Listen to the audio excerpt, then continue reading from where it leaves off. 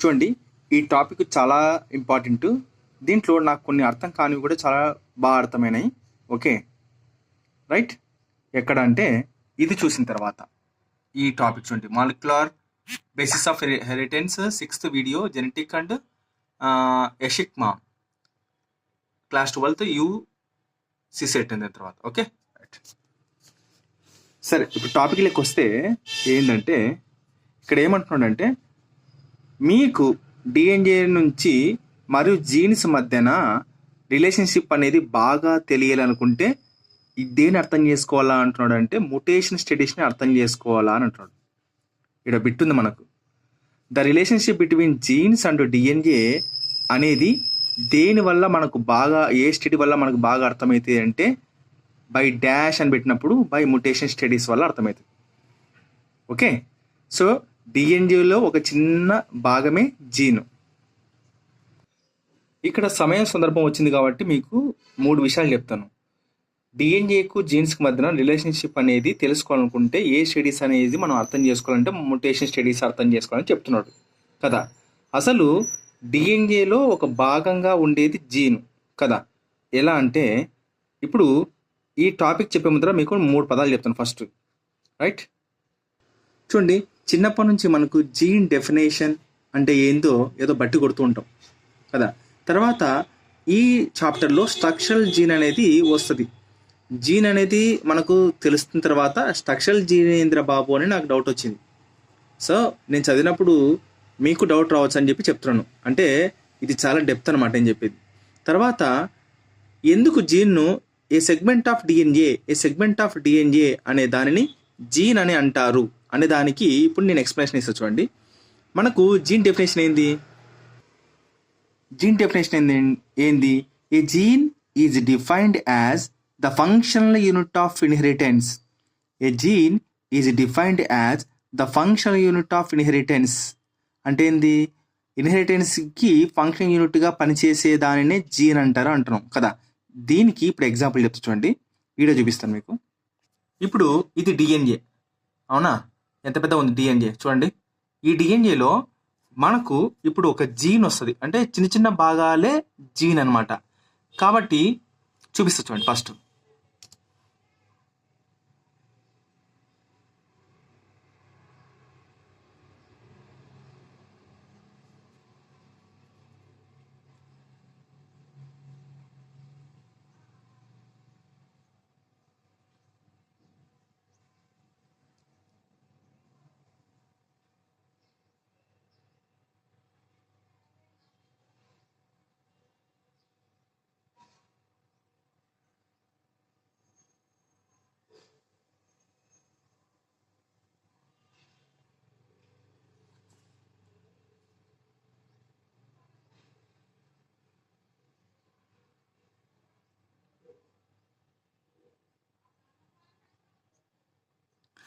ఇది డిఎన్ఏ కదా, డిఎన్ఏ.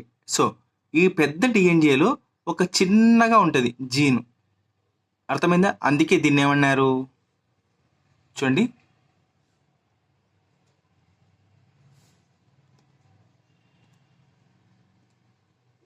చూడండి, ఇంత పెద్ద డిఎన్ఏలో మనకు ఏముంటుంది? డిఎన్ఏలో చిన్నగా ఉంటుంది, అందుకే దీన్ని ఏమన్నారంటే ఏ సెగ్మెంట్ ఆఫ్ డిఎన్ఏ అని అంటారన్నమాట. దాన్నే జీన్ అంటారు. జీన్ అన్న ఒకటే, డిఎన్ఏలో ఒక చిన్న భాగం కాబట్టి దాన్ని ఏ సెగ్మెంట్ ఆఫ్ డిఎన్ఏ అంటారు అన్నమాట. గుర్తుపెట్టుకోండి, జీన్ అన్న ఒకటే, దాని definition a segment of DNA అన్నారు. మరి దీని డెఫినేషన్ ఎందుకు? A gene is defined as a function unit of inheritance అంటారంటే, మీరు బాగా ఆలోచిస్తే ఇంత పెద్ద డిఎన్ఏలో జీన్ అనేది ఒక మనకు ఎంఆర్ఎన్ఏ అంటే ఏంది? Promoter, right. చూడండి, ఇది మనకేంది? ఏ సెగ్మెంట్ ఆఫ్ డిఎన్ఏ అంటే ఇప్పుడు మనకి ఇది ఏదైతే కనపడుతుందో దాన్నే ఇక్కడ మనం ఊహించుకుంటే చూడండి, ఈ జీన్ లోపలనే ప్రమోటర్ రీజన్ ఉంటుంది, తర్వాత టర్మినేటర్ రీజన్ ఉంటుంది. దీనివల్లే మనకి ఏమైతాయంటే ఆర్ఎన్ఏ వస్తుంది. ఓకే, వస్తారా లేదా? రైట్. అంటే ట్రాన్స్క్రిప్షన్ వల్లే కదా మనకు ఎంఆర్ఎన్ఏ అనేది వచ్చేది. అదంతా పెద్ద కథ మీకు చెప్పేసినాను, వస్తుందా లేదా? రైట్. సో కాబట్టి ఈ సెగ్మెంట్ ఆఫ్ డిఎన్ఏలో పనిచేస్తుంది కాబట్టి a gene is defined as a function unit of inheritance. మన వంశం లేకుంటే తరతరాలుగా ఏదైనా జీన్స్ అనేది ట్రాన్స్ఫర్ కావాలంటే ఈ జీన్ అనేది ఒక ఫంక్షన్ యూనిట్గా పనిచేస్తుందని చెప్పేసి మనం అర్థం చేసుకోవాలా, రైట్? అది నెక్స్ట్, ఎందుకు ఆ జీన్ను మనము ఈ చాప్టర్లో స్ట్రక్చరల్ జీన్ అని అంటున్నాం? స్ట్రక్చరల్ జీన్ అంటున్నాం. ఓకే, స్ట్రక్చరల్ జీన్ ఎందుకు అంటున్నామో చెప్తా చూడండి. ఇక్కడ ఇంత పెద్ద డిఎన్ఏలో ఈ మొత్తం ఇక్కడ నుంచి ఇక్కడికి దాన్ని ఏమంటారు అంటే జీన్ అంటారు, ఉంటారా? ఈ జీన్లోనే మీకు సైంటిస్ట్ ఏం చేశాడంటే ఈ జీన్ని ఏమని చెప్పాడంటే స్ట్రక్చరల్ జీన్ అని ఉపయోగించినాడు అంతే. ఎందుకు ఉపయోగించినాడు అంటే దీని మీదనే కదా మనకు కోడింగ్ అంటే ఏంది, ట్రాన్స్క్రిప్షన్ జరిగి mRNA అనేది అంటే బయటకు వస్తుంది. అంటే ఏంది, ఒక స్ట్రక్చర్ అనేది కనపడుతుంది. కాబట్టి సైంటిస్టులు దీన్ని ఈ మొత్తాన్ని జీన్ ఇదొక జీన్ అంటారు కదా. డిఎన్ఏలో మొత్తం జీన్స్ ఉంటాయి కదా. ఆ జీన్లో ఎక్కడైతే పని జరుగుతుందో ఆ పని నుంచి జరిగిన తర్వాత వచ్చిన దాన్ని ఏమంటారు అంటే RNA అంటారు కదా. సో పని జరుగుతుంది కాబట్టి ప్లేస్ని సైంటిస్టులు ఏమి ఉపయోగించారంటే స్ట్రక్చరల్ జీన్ అనే పదాన్ని ఉపయోగించినారు. ఓకే, మరి అయితే ఈ స్ట్రక్చరల్ జీన్ అనే పదం మనకు అర్థమైంది. ఈ ప్రమోటర్ రీజన్ ఏంది, టర్మినేటర్ రీజన్ ఏంటంటే చూడండి, మనకు mRNA అనేది ఇక్కడ నుంచి మనకు ఇట్లా బయటికి రావాలా కదా. బయటికి రావాలంటే ఖచ్చితంగా దానికి ఎంతో విధంగా పని చేయాలి. అంటే ఏంది, ఈడ వచ్చేసి మనకు డిఎన్ఏ డిపెండెంట్ RNA పాలిమరేజ్ కూర్చొని చేయాలి. కాబట్టి ఇక్కడ ప్రమోటర్ రీజన్ ఉండాల. ఇది రీజన్ జీన్లోనే, స్ట్రక్చరల్ జీన్లోనే ఒక చిన్న ప్లేస్లో ఉండే రీజన్నే ప్రమోటర్ రీజన్, చిన్న ప్లేస్నే టర్మినేటర్ రీజన్ అంటారు. అంతేగాని అదేదో స్ట్రక్చరల్ జీన్ కాదు, గుర్తుపెట్టుకోండి. ఇదల్లా స్ట్రక్చరల్ జీనే. దీంట్లో ఒక చిన్న భాగం ప్రమోటర్ రీజన్, చిన్న భాగం టర్మినేటర్ రీజన్, అంతే. ఓకే, సో ఇప్పుడు మీకు అర్థమైంది అనుకుంటా జీన్ డెఫినేషన్. చిన్నప్పటి నుంచి మనకు అర్థమైంది ఎందుకు ఇక్కడ ఈ చాప్టర్లో జీన్ స్ట్రక్చరల్ జీన్ ఉపయోగించినారు. సెగ్మెంట్ ఆఫ్ డిఎన్ఏని ఎందుకంటారు అంటే. ఓకే, అది ఇప్పుడు ఇది డిఎన్ఏ అనుకోండి. డిఎన్ఏ అనుకుంటే ఇది సెగ్మెంట్ ఆఫ్ డిఎన్ఏ, మళ్ళీ ఇది సెగ్మెంట్ ఆఫ్ డిఎన్ఏ, మళ్ళీ ఇది అంటే భాగాలు. సో దీన్ని కూడా స్ట్రక్చరల్ జీన్ అనొచ్చు. ఇక్కడ పని జరిగింది అనుకో స్ట్రక్చరల్ జీన్. ఒకవేళ ఇక్కడ నుంచి ఇక్కడ పని జరిగింది అనుకో దీన్ని స్ట్రక్చరల్ జీన్ అంటారు. ఇట్లా అంటారనమాట. సో ఇవన్నీ మైక్రో కాన్సెప్ట్స్ మనకు ఎంతో క్షుణ్ణంగా ఆలోచిస్తే కానీ అర్థం కావాలన్నమాట. అందుకు సైంటిస్టులు ఇక్కడ ఏమొచ్చారంటే ఒక జీన్ని తీసుకొని దానికి పని జరుగుతుంది కాబట్టి స్ట్రక్చరల్ జీన్ అని పేరు పెట్టి దీంట్లో ఒక భాగం ఇది, దీంట్లో ఒక భాగం టర్మినేటర్ అని చెప్పినాడు, అంతే.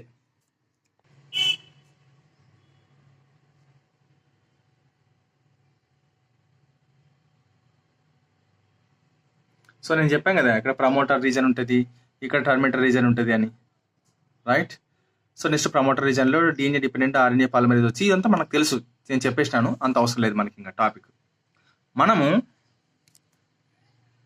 మనము ఈ టాపిక్ గురించి మాట్లాడుతున్నాం కాబట్టి ఈ టాపిక్ లేక వస్తే సరిపోతుంది మనకు. ఓకే, మరి అంత అయితే కాంప్లికేటెడ్ ఇది, ఎందుకంటే మాలిక్యులర్ బేసిస్ ఆఫ్ ఇన్హెరిటెన్స్ అనేది చాలా కాంప్లికేటెడ్ టాపిక్ అనమాట. అందుకే ఇంత టైం పడుతుంది. ఓకే, సో ఒకదానికొకటి లింక్ అయితే కాబట్టి ఒకదాన్ని గుర్తొచ్చింది అనుకో చెప్పబుద్ధి అవుతుంది, అవసరం లేదు. ఈ టాపిక్ వరకు మనం నేర్చుకుందాం, రైట్? చూడండి, ఈ టాపిక్ గురించి నేను షార్ట్కట్లో నోట్స్ రాసేసినాను. చూడండి, ఇది ఎంత అంటే టాపిక్ 10.66 అనమాట కదా. దీంట్లో మనం చెప్పాం కదా మనకు, అరే బాబు డిఎన్ఏకు జీన్స్కి మధ్యన మీకు రిలేషన్షిప్ తెలుసుకోవాలనుకుంటే ఖచ్చితంగా మ్యుటేషన్ స్టడీస్ని చేయండి అని చెప్పేసి చెప్తున్నాడు. తర్వాత ఈ టాపిక్లో పాయింట్ మ్యుటేషన్ అనేది ఒకటి ఉంది, దానికి ఉదాహరణ వచ్చేసి సికిల్ సెల్ అనీమియా అని చెప్తున్నాడు. ఓకే, ఇప్పుడు డిఎన్ఏ ఇది అనుకోండి, డిఎన్ఏలో ఒక చిన్న భాగాన్నే జీన్ అంటారు. దీన్నే సందర్భానికి తగ్గట్టుగా స్ట్రక్చరల్ జీన్ అని, లేకపోతే దీన్నే సెగ్మెంట్ ఆఫ్ డిఎన్ఏ అని వాడుతారని చెప్తాను. ఇప్పుడు ఈ జీన్లో ఒక చిన్న భాగమే అంటే ఏంది, ఇప్పుడు ఇది డిఎన్ఏ. ఇప్పుడు మీకు డిఎన్ఏ మొత్తం మీద జీన్ అని చెప్పినాం అనుకో, ఈ జీను ఎక్కడి నుంచి ఎక్కడి వరకు ఉండొచ్చు అంటే ఇలా కూడా చెప్పొచ్చు. ఓకే, ఎట్లా అంటే చూడండి ఇక్కడ చెప్తాను. సో ఇది మొత్తం పెద్దగా ఉంది డిఎన్ఏ. సో ఇక్కడ నుంచి ఈ భాగాన్ని కూడా మనం జీన్ అని పిలిచొచ్చు. ఓకే, ఇక్కడ ఏమంటున్నాడు, పాయింట్ మ్యుటేషన్లో ఉదాహరణ సికిల్ సెల్ అనీమియా అన్నాడు కదా. ఏమంటున్నాడు అంటే మనకు చూడండి, బేస్ పేర్ అనే పదం ఉపయోగించాడు అక్కడ, నేను చెప్తాను. బేస్ పేర్ అంటే ఏంది, ఇది ఏ అనేది టీకి జాయింట్ అయితే ఇది ఒక నైట్రోజన్ బేస్, ఇది ఒక నైట్రోజన్ బేస్. అంటే ఏంది, ఇది మొత్తం న్యూక్లియోటైడ్, గుర్తుపెట్టుకుంటే అయ్యో ఇది చాలా ఇంపార్టెంట్ మనకు. మనం ఈ చాప్టర్ ఎంత బాగా చదివినా కూడా ఈ మైన్యూట్ కాన్సెప్ట్ అనేది మనకు అంతు చిక్కదు. అందుకే నేను చెప్తున్నాను, న్యూక్లియోటైడ్ అనేది ఒక నైట్రోజన్ బేస్నే కలిగి ఉంటుంది. ఇది ఒక న్యూక్లియోటైడ్ ఒక నైట్రోజన్ బేసే, అంటే అడినైన్ కానీ థైమిన్ కానీ. ఇదొక న్యూక్లియోటైడ్, ఒక నైట్రోజన్ బేసే. కానీ మనం ఏమనుకుంటామంటే ఒక న్యూక్లియోటైడ్ మైండ్ ఏం చెప్తా అంటే 3 ఉంటాయేమో అని చెప్పి చెప్తుంటుంది.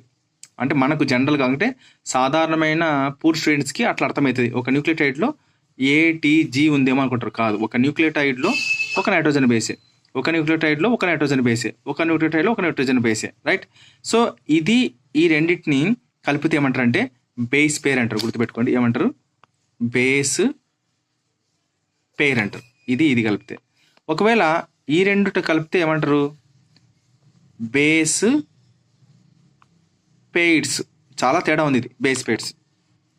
ఓకే, సికిల్ సెల్ అనీమియాలో ఏం జరుగుతుంట అంటే ఇది మనం చెప్పినాం, ఇది ఒక న్యూక్లియోటైడ్ కదా, నైట్రోజన్ బేస్. ఇప్పుడు నైట్రోజన్ బేస్కి అనేది అడెనైన్. ఓకే, ఉదాహరణ చెప్తాను, అది కాదు, దీనికి థైమిన్ ఉదాహరణ తీసుకుందాం. న్యూక్లియోటైడ్ ఇది ఏమవుతుంది? Base pair. దీంట్లో ఈ బేస్ పెయిర్లో ఇక్కడ ఏందో మార్పు రావడం వల్ల, అంటే చూడండి, చేంజ్ ఇన్ సింగిల్ బేస్ పెయిర్లో మార్పు రావడం వల్ల మనకు పాయింట్ మ్యుటేషన్. ఎందుకంటే ఇది పాయింట్ కదా, ఒక చిన్న పాయింట్. అంటే మనకి ఏదో కోడాన్ రూపంలో AUG, ఓకే, మనకి ఏదో ఇట్లా 1 2 3 న్యూక్లియోటైడ్లో కాదు మనకు మార్పులు వచ్చినది. ఒక్క న్యూక్లియోటైడ్లో ఉండే ఒక సింగిల్ నైట్రోజన్ బేస్ పేర్లో మార్పు వచ్చింది కాబట్టి దీన్ని పాయింట్ మ్యుటేషన్. చూడండి, ఇది ఇక్కడ పాయింట్, అంతే కదా, ఒక చుక్క మారి పాయింట్. ఇది కాదు, దీంట్లో మార్పు వస్తే పాయింట్ మ్యుటేషన్. ఈ రెండిట్లో బేస్ పేర్లో మార్పు వస్తే పాయింట్ మ్యుటేషన్, దీంట్లో మార్పు వస్తే పాయింట్ మ్యుటేషన్ అని చెప్తారు. అంతేగాని బేస్ పెయిడ్స్లో కాదు. ఓకే, ATG ఇది రెండు బేస్ పెయిడ్స్. ఇది ఒకటి ఉంటే బేస్ పెయిరే, ఇది ఫస్ట్ది. సో దీంట్లో వచ్చింది మనకు మార్పు, మ్యుటేషన్, రైట్. ఇప్పుడు బుక్లోకి వస్తే మనకు రైట్, న్యూక్లియోటైడ్లో ఉండే ఒక చిన్న నైట్రోజన్ బేస్లో దీనికి బదులు ఏదో కోడ్ అయింది. సో అట్లా సింగిల్ బేస్ పెయిర్లో మార్పు రావడం వల్ల మనకు సింగిల్ సెల్ అనీమియా అంటారు. దీన్నే పాయింట్ మ్యుటేషన్, ఎందుకంటే ఇక్కడ పాయింట్ రూపంలో మ్యుటేషన్ ఉంది కాబట్టి. ఇక్కడ ఇతనేమంటారు అంటే మనం ఒకటి ఉంది, బీటా గ్లోబిన్ చైన్ అనేది ఒకటి ఉంది, ఏదో ఒకటి చైన్ ఉంది. అంటే ఇది మనకు పాలిపెప్టైడ్ చైన్ ఉంది కదా, ఇట్లా ఉంటుంది, ఇలా ఉంటుంది చైన్ ఉంటుంది కదా, మనకు తెలుసు. అట్లా బీటా గ్లోబిన్ చైన్లో సింగిల్ నైట్రోజన్ బేస్ పెయిర్ ఉంది. అంటే ఇట్లాంటిది సింగిల్ నైట్రోజన్ బేస్ పెయిర్ ఉంది. దీంట్లో మార్పు వచ్చింది, ఇక్కడనో మార్పు వచ్చింది. సో మార్పు రావడం వల్ల మనకు సికిల్ సెల్ అనీమియా అనేది వస్తుంది అని చెప్పినాడు. సో కారణం ఏంటంటే గ్లూటామైట్ అనే అమినో యాసిడ్, గ్లూటామైట్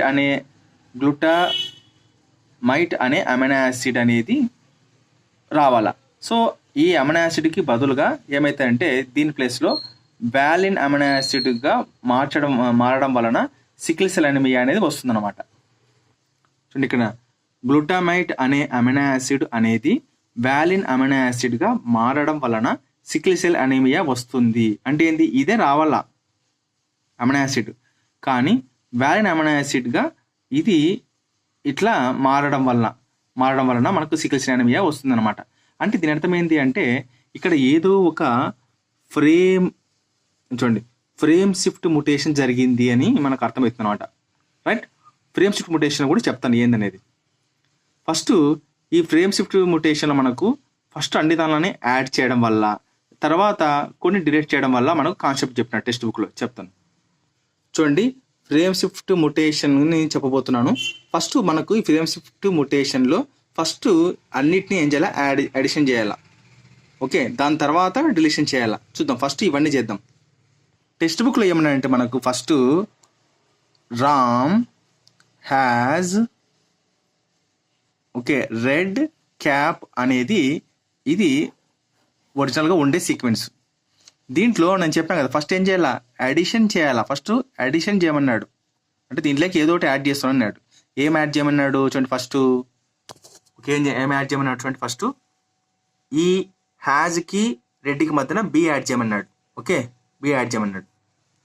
చూడండి, రామ్ హ్యాజ్, ఇప్పుడు మనం బి యాడ్ చేస్తున్నాం. చేస్తే ఇది రాద్దాం. ఫస్ట్ రాస్తే ఏమవుతుంది?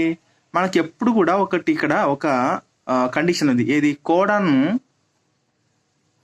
ట్రిప్లెట్ కదా, ట్రిప్లెట్ అంటే 3 రావాలా.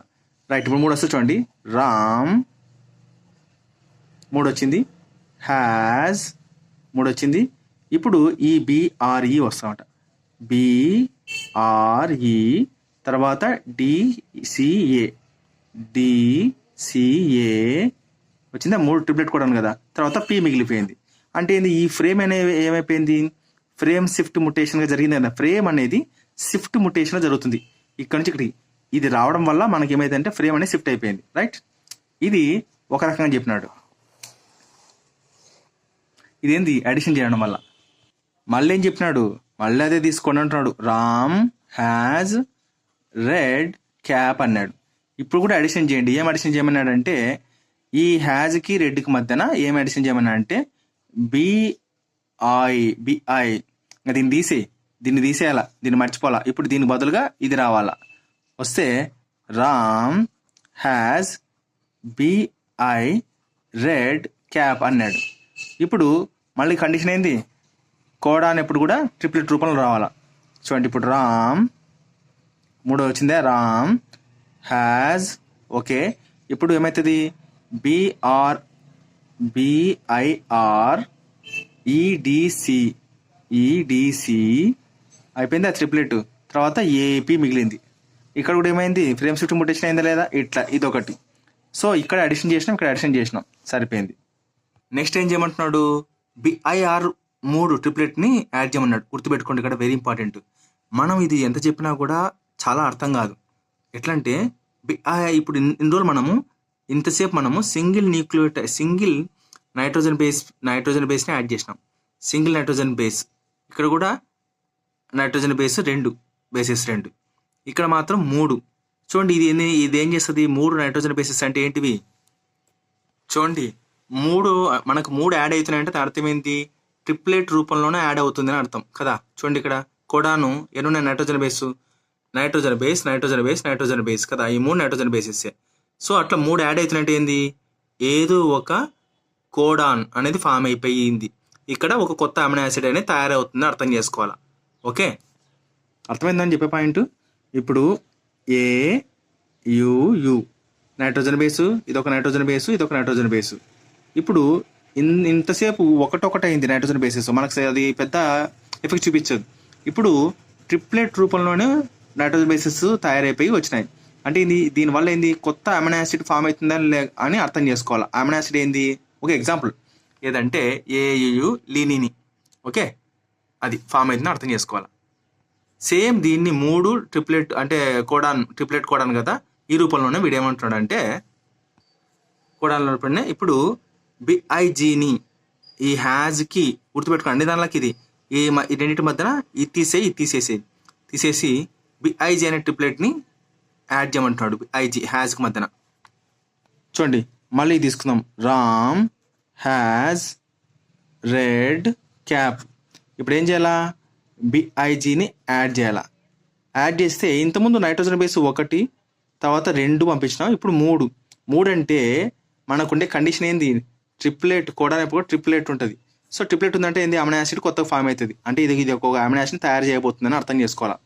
రైట్, ఇప్పుడు చూడండి, Ram has big red cap.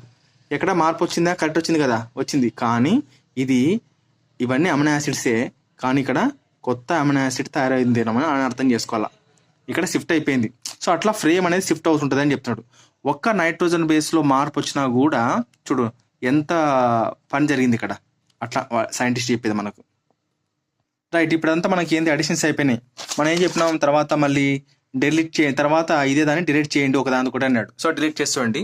First delete చేస్తే మళ్ళీ లాస్ట్కి ఇక్కడ డిలీటింగ్ చేయమన్నాడు. చేస్తే మరి లాస్ట్కి ఈ తీసేసినాడు, తర్వాత వచ్చేసి ఈ తీసేసినాడు, తర్వాత డి తీసేసినాడు. తీస్తే చూడు, ఈ తీసేస్తే ఏమవుతుంది, రెండో దాంట్లో డిసిఏపి వచ్చింది. సో వచ్చిందా, రైట్. మళ్ళీ డి తీసేసినాడు, సిఏపి అంటే రాము హ్యాజ్ క్యాప్ వచ్చిందా లేదా, అట్లా. అండ్ ఇది అడిషన్ డిలీషన్ వల్ల మనకు ఫ్రేమ్ షిఫ్ట్ అనేది జరుగుతుంది అని చెప్తున్నాడు అనమాట. ఫ్రేమ్ షిఫ్ట్ మ్యూటేషన్ జరుగుతుంది అని చెప్తున్నాడు. ఓకే, సో ఆ ఫ్రేమ్ షిఫ్ట్ మ్యుటేషన్ ఈ సికిల్ సెల్ అనిమియా రావడానికి కారణం అని చెప్తున్నాం అనమాట. రైట్, చూడండి, change of single nitrogen base pair in a gene for beta globin chain.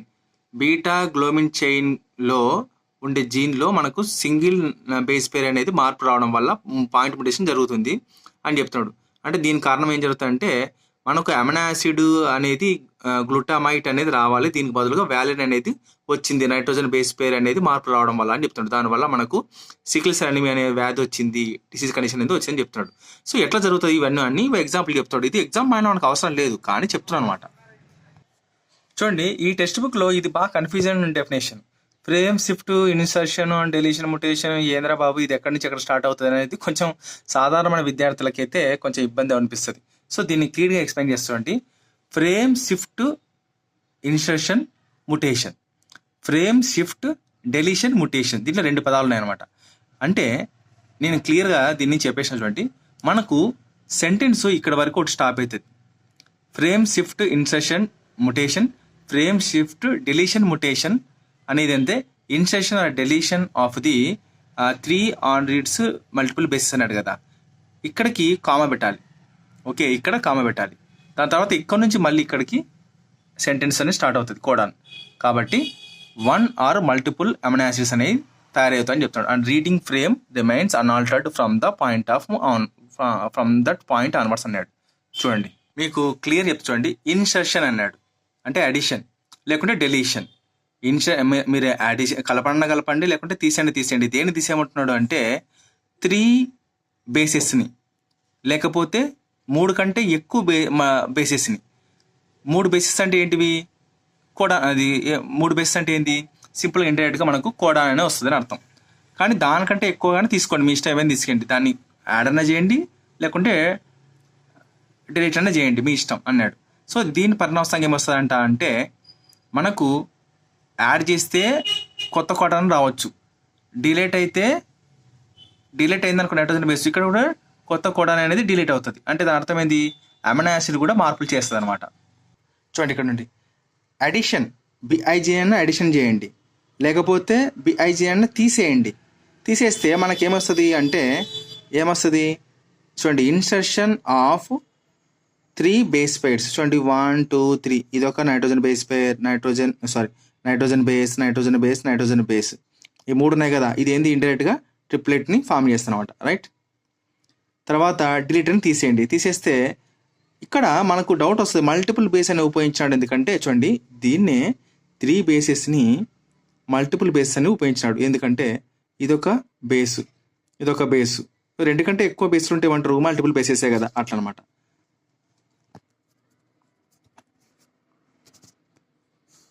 దీని పరిణామం ఏం జరుగుతుంది మనకు అంటే